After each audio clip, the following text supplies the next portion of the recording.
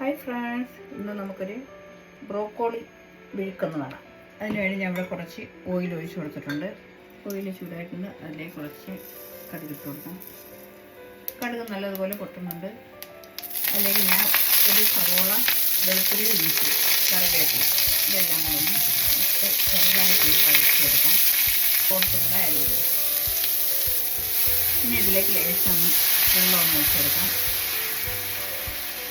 Oil ഞാൻ വളരെ കൂടുതലല്ലല്ലോ എടുത്തത്, അതുകൊണ്ടാണ്. അല്ലെങ്കിൽ നമ്മൾ കുറച്ച് വെള്ളമൊന്നും ഒഴിച്ചില്ലെങ്കിൽ ഒരു കാറിൽ വരും. അതുകൊണ്ടാണ് ഞാൻ വെള്ളമൊന്ന് ചെറുതായിട്ട് ഒഴിച്ച് കൊടുത്തത്. കുറച്ച് മഞ്ഞൾപ്പൊടി, 1/2 ടീസ്പൂൺ ജീരകപ്പൊടി, ഫ്രഷ് വറ്റൽമുളകാണ് ഇടുന്നത്. ഇങ്ങനെ മിക്സ് ചെയ്തതിന് ശേഷം നമ്മൾ നല്ലതുപോലെ ഉപ്പും മഞ്ഞളും ഇട്ട് കഴുകി വൃത്തിയാക്കി വെച്ചിരിക്കുന്ന ബ്രോക്കോളിയെ ചേർത്ത് കൊടുക്കും.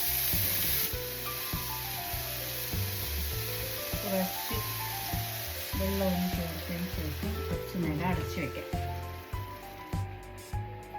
ഇനി നമുക്കിത് നോക്കാം.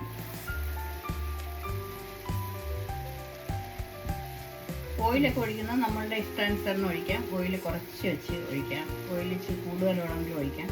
അതിൻ്റെ ആവശ്യമില്ല. ഓയിൽ കുറവായാലും നല്ല ടേസ്റ്റ് തന്നെയാണ്.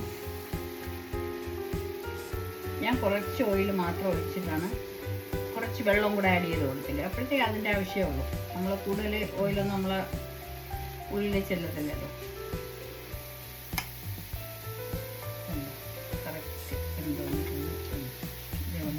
രണ്ടായി. ഇനി ഇതിൽ വെള്ളം ഉണ്ടെങ്കിൽ ഒന്ന് വറ്റിച്ചെടുത്താൽ മതി. ഇതിൽ വെള്ളമൊന്നുമില്ല. ബ്രോക്കോളി വിഴുക്ക് റെഡിയായി. പ്ലേറ്റ് കിട്ടുന്നു.